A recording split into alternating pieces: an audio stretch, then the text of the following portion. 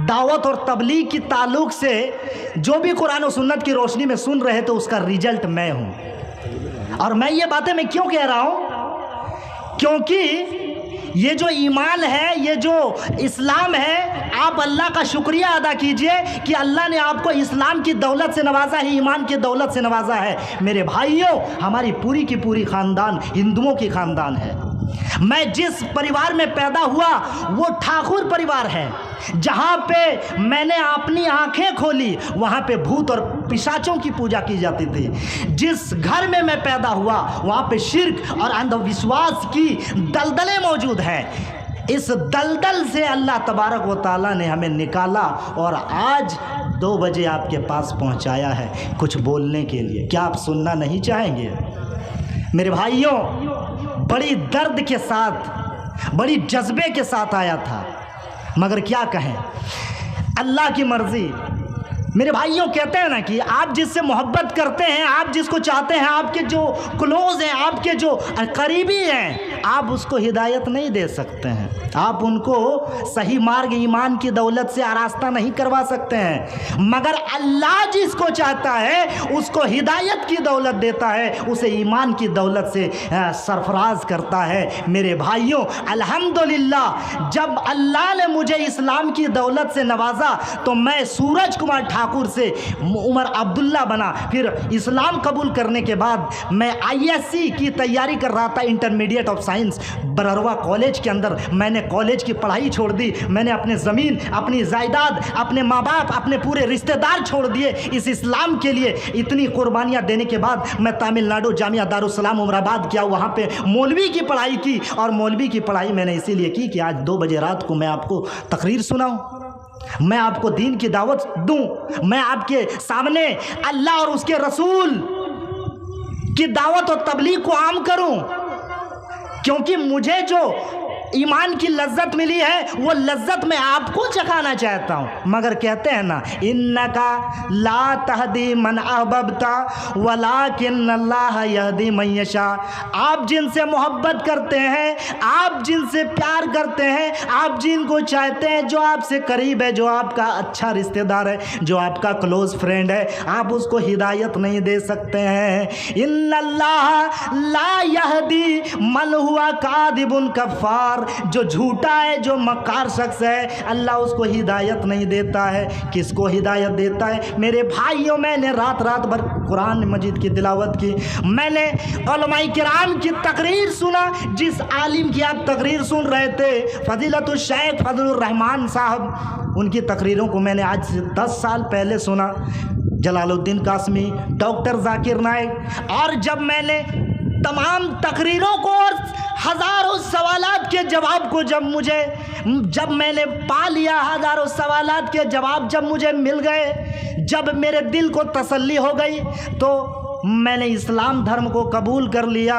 और इस्लाम धर्म को कबूल करने के बाद आज इस्लाम की छत्रो छाया में ज़िंदगी बसर कर रहा हूँ। आपके गांव में मैंने एक घर बनाया और वहीं पे ज़िंदगी बसर कर रहा हूँ। मेरे अजीज़ साथियों, बुज़ुर्गों, दोस्तों, लेकिन लोगों को बड़ा बुरा लगता है जब मैं इस्लाम का, अपने ईमान का ऐलान करता हूँ। कुछ लोग कहते हैं कि अरे इसको पता नहीं किसी मुसलमान लड़की से मोहब्बत हो गई है, शायद लड़की का बाप शादी नहीं दे रहा था, चलो इस्लाम कबूल कर लें।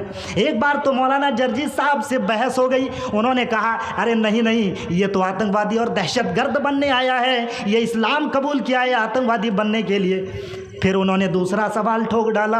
मैं मिलने के लिए गया था, मोहब्बत में उन्होंने कहा कि लगता है 4-4 शादियां करने का शौक है, इसीलिए वो इस्लाम कबूल किया है, इसीलिए उन्होंने इस्लाम कबूल किया है। उन्होंने कहा कि नहीं नहीं, सऊदी अरब जाके पैसा कमाना चाहता है, इसीलिए इन्होंने इस्लाम कबूल किया है। मेरे भाइयों, हमें तुमसे कोई सरोकार नहीं है, तुम्हें जो चाहिए कहते रहो, तुम्हें जो कहना है कहते रहो। मेरा रब जानता है, मेरा रब जानता है कि मैंने इस्लाम किस लिए कबूल किया है। मेरे भाइयों, मैं बस ये कहना चाहता हूँ कि वो नस नस से वाकिफ़ है, रग रग जानता है।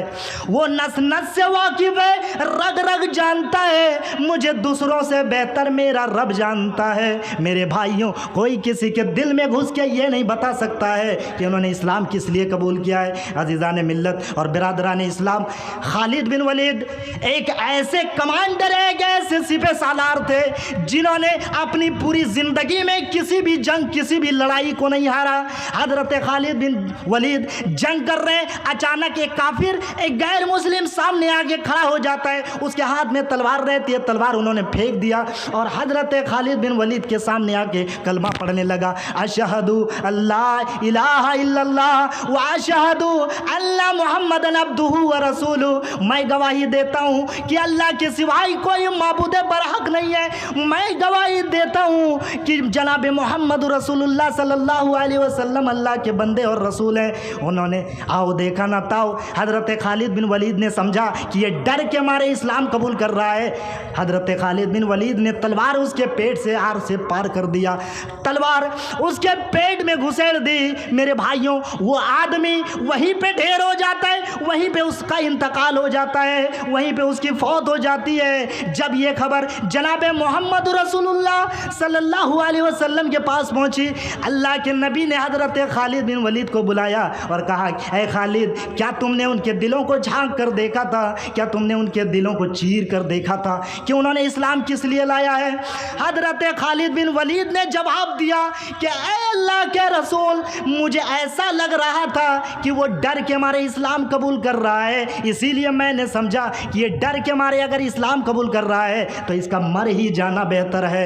दुनिया की नज़र में मुसलमान तो हो सकता है, मगर अल्लाह की नज़र में वो कभी मुसलमान नहीं हो सकता है। मेरे भाइयों, बुज़ुर्गों, दोस्तों, ज़रा गौर कीजिए, ज़रा गौर कीजिए। मेरे भाइयों, न दुनिया कमाने का नाम इस्लाम है, न दुनिया को दिखाने का नाम इस्लाम है।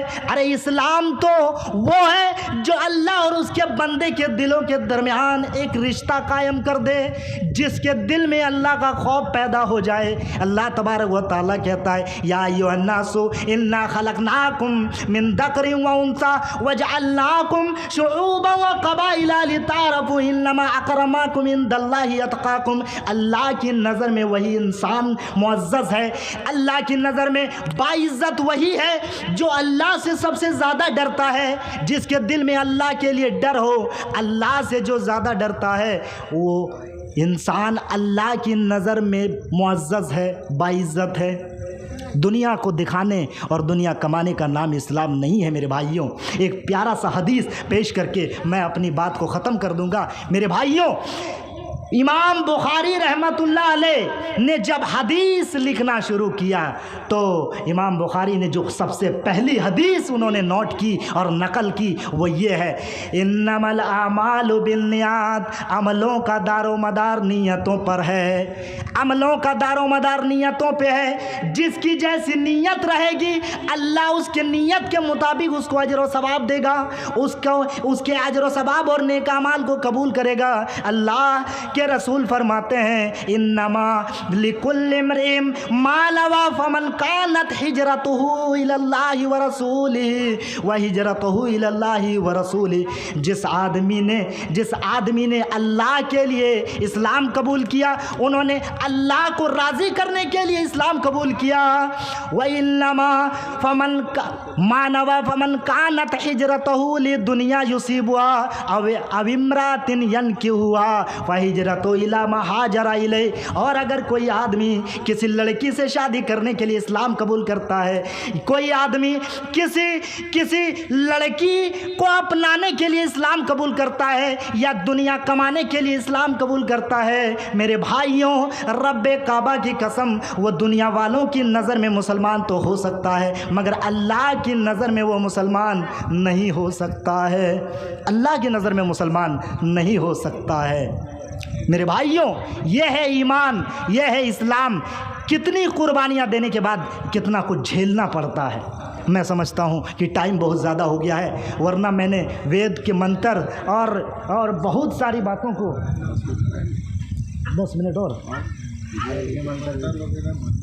अज़ीज़ान मिल्लत और बिरादरान इस्लाम, मैं जिस धर्म से ताल्लुक़ रखता हूँ वो अभी इस्लाम है, मगर मैं जिस धर्म के अंदर पैदा हुआ वो हिंदू धर्म है। और हिंदू धर्म के अंदर एक सनातन धर्म की परिभाषा आप लोगों ने बहुत सारी सुनी होगी कि लोग कहते हैं कि हमारा जो इस्लाम है वो हमारा जो हिंदू धर्म है वही सबसे पुराना और सनातन धर्म है। वो कहते हैं कि ये हिंदू धर्म जो है वो सनातन धर्म सबसे पुराना है और सबसे शाश्वत है। तो हम ये समझना चाहते हैं और हम ये देखना चाहते हैं कि ये सनातन धर्म सही मायने में ये पुराना है या इस्लाम पुराना है। मेरे भाइयों, आइए इसकी टैली करते हैं, इनके अंदर क्या सिमिलरिटी है, क्या समानता है, उसकी तरफ हम रोशनी डालने की कोशिश करते हैं। अज़ीज़ान मिल्लत और बिरादरान इस्लाम, ब्रह्म सूत्र एक हिंदू धर्म की बहुत ही पुरानी शास्त्र है। तमिलनाडु में जब पढ़ने के लिए गया था तो 200-300 साल पुराना मुझे ब्रह्म सूत्र मिला। आज भी संस्कृत जुबान के अंदर मेरे पास मौजूद है। अगर किसी भाई को एतराज़ हो तो मेरे पास आकर के वो हवाला ले ले। मेरे भाइयों, क्या लिखा है ब्रह्म सूत्र के अंदर? सनातन धर्मम पंचम वस्तु अस्ति, कि सनातन धर्म के अंदर 5 सुतून है, 5 पिलर हैं। सनातन धर्म जो है पूरा का पूरा सनातन धर्म 5 चीज़ों पे टिका हुआ है। 5 चीज़ों पे क्या है? प्रथमा वस्तु एकम ब्रह्म द्वितीय नास्ते नैना नास्ते किंचनम। ईश्वर एक है, परमेश्वर एक है, जो दुनिया का खालिक और मालिक और राजिक है, जो दुनिया का विनाश करने वाला है, जो इस सृष्टि का रचयिता है, वो एक ही है और राई के दाने के बराबर भी उसके अलावा कोई नहीं है। जिस तरह मुसलमान कहता है कि ला इलाहा इल्लल्लाह मुहम्मदुर रसूलुल्लाह, कि हम गवाही देते हैं कि अल्लाह के सिवाय कोई माबूद बरहक है ही नहीं, अल्लाह के सिवाय कोई पूजने के लायक है ही नहीं। सनातन धर्मम पंचम वस्तु अस्ति, प्रथमा वस्तु एकम ब्रह्म द्वितीय नास्ते नैना नास्ते किंचन, द्वितीय वस्तु दानम दीक्षिता। दूसरा वस्तु सनातन धर्म के एतबार से क्या है? दान खैरात करना, गरीबों की मदद करना, गरीब और बेबस और लाचारों की मदद करना। और यही बात तो अल्लाह तबारक व तआला ने अपने कलाम मुक़द्दस में कहा, व अनफिकू मिम्मा रज़क़नाकुम मिन क़ब्लि अन यातिया अहदकुमुल मौत फयक़ूल रब्बी लौला अख़रतनी इला अजलिन करीब फ़अस्सद्दक़ व अकुम मिनस सालिहीन। अल्लाह तबारक व तआला कहता है कि दुनिया में बहुत हम सदका और खैरात करने के लिए कहते थे, अल्लाह के दिए हुए माल में से अल्लाह के रास्ते में खर्चा करने के लिए कहते थे, गरीबों की मदद करने के लिए कहते थे, तो तुम्हारे जेब से पैसा नहीं निकलता था। इंसान जब मर जाएगा तो मरने के बाद सबसे पहले अल्लाह के सामने यही गुजारिश करेगा कि ऐ अल्लाह, मुझे दुनिया में दोबारा जाने का मौका दे दे, ताकि मैं दुनिया में जाकर फिर गरीब और मिस्कीन और बेबस और लाचार की मदद करूँगा, सदका और खैरात करूँगा। मगर अल्लाह कहेगा, अब अपने आप को बड़ा होशियार समझ रहा है, अब अपने आप को बड़ा होशियार तीसमार खां समझ रहा है, अब तेरे अकल ठिकाने में आई है, अब कोई मोहलत नहीं मिलने वाली है। वही कहा गया कि दानम दीक्षिता, सनातन धर्म हिंदू धर्म के अंदर कहा गया है दानम दीक्षिता, यानी कि दान खैरात करो। तृतीय वस्तु व्रतधारी, यानी व्रत करो, उपवास रखो, रोज़ा रखो। आज तो हमारे हिंदू भाइयों के यहाँ जाकर देखेंगे, अरे 2 दिन 3 दिन नहीं, 4 दिन नहीं, 5 दिन नहीं, बल्कि 1 महीने तक रोज़ा रखने का हमारे हिंदू धार्मिक शास्त्र मनुस्मृति के अंदर मौजूद है। चंद्रायन व्रत 1 महीने तक रोज़ा रखने का हवाला और विधि का विधान हमारे हिंदू भाइयों के यहाँ मौजूद है। मगर पंडितों ने हिंदू भाइयों को कभी ये नहीं बताया कि हमारे यहाँ भी मुसलमानों की तरह 1 महीना रोज़ा रखने का विधि का विधान है। क्यों? अगर वो हकीकत को बयान कर देंगे तो उनकी दुकानें बंद हो जाएंगी, उनकी तोंदें जो पिचकी हुई है, वो जो काले कारनामे हैं, उनका जो पोल है वो खुल जाएगा। इसीलिए वो दूसरों को, हमारे हिंदू भाइयों को हकीकत बताते नहीं है। मेरे भाइयों, अल्लाह के रसूल सल्लल्लाहु अलैहि वसल्लम ने कहा कि अगर तुम में से कोई अगर रमज़ान के महीने को पाए तो 1 महीना रोज़ा रखे।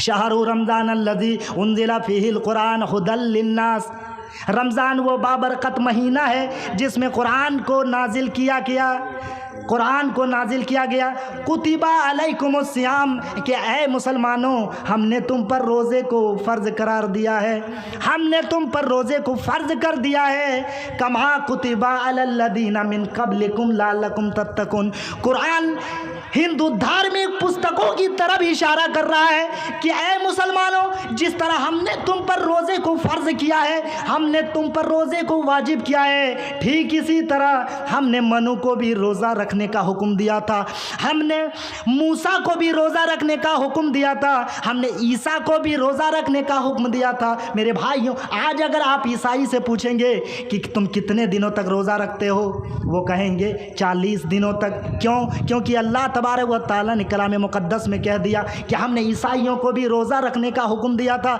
और हिंदुओं को भी, हमने सनातन धर्म के मानने वालों को भी रोज़ा रखने का हुक्म दिया था। जैसा कि ब्रह्म सूत्र कह रहा है, व्रतधारी कर्तव्याम। ये कितने हुए? 3 हो गए। प्रथमा वस्तु एकम ब्रह्म द्वितीय नास्ते, द्वितीय वस्तु दानम दीक्षिता और तीर्थ वस्तु व्रतधारी, चतुर्थ वस्तु तीर्थ यात्रा कर्तव्याम।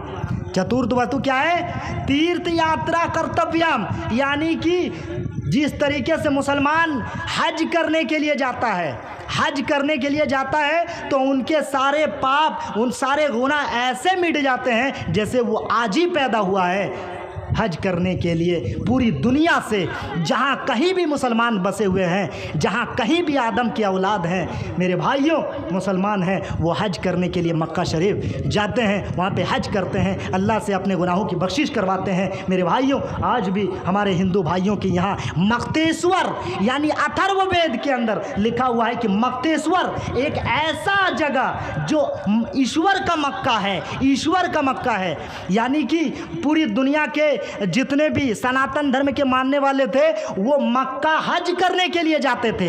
मगर जब इस्लाम आया और जब एक ईश्वरवाद आया और जब सारी मूर्तियों को तोड़ने का हुक्म आया तो अल्लाह के नबी जनाब मोहम्मद रसूलुल्लाह सल्लल्लाहु अलैहि वसल्लम ने 360 मूर्तियां जो खाने काबा में रखी हुई थी तमाम को एक एक करके गिरा दिया, तोड़ दिया।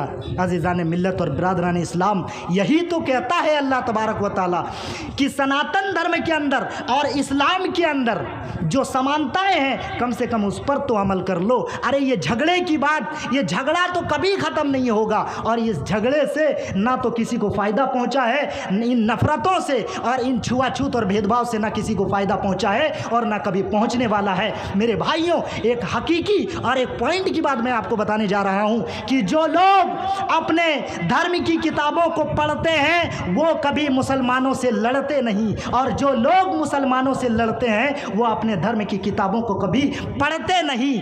अगर वो पढ़ लेते तो मेरे भाइयों वो मुसलमानों के साथ छुआछूत और भेदभाव और मुसलमानों को टारगेट नहीं करते, कभी गाय के गोश्त के नाम पे, कभी लव जिहाद के नाम पे, कभी 3 तलाक और कभी वक्फ बोर्ड और कभी मुस्लिम पर्सनल लॉ के नाम पर। मेरे भाइयों, हमें चाहिए, हम आलिम हैं, हम इस मुसलमान हैं, हमारे पास ईमान है, इस्लाम है, हमें कुरान और हदीस की समझ है और ये आखिरी किताब है, इनको हम दूसरों तक पहुंचाएं। लोग तो जाहिल हैं, जाहिल यानी कि वो अनपढ़ हैं, उनको कुछ नहीं मालूम। उसे दुनिया ने जिस तरीके से गुमराह किया है, मेरे भाइयों आप और हम उस तरह गुमराह ना हो जाएं। और हमें चाहिए, और अल्लाह का यह हुक्म है कि आप जो है ना दीन की दावत लोगों तक पहुंचाओ, क्योंकि एक मुसलमान को अगर आप समझा रहे हैं, एक मुसलमान को अगर हम दीन की दावत दे रहे हैं तो ये हमारा इस्लाह हुआ। मुसलमान एक ना एक दिन वो जन्नत में ज़रूर जाएगा, मगर हमारा भाई जो हिंदू है, जो ईसाई है, जो बौद्धिस्ट है, जो जैनिस्ट है,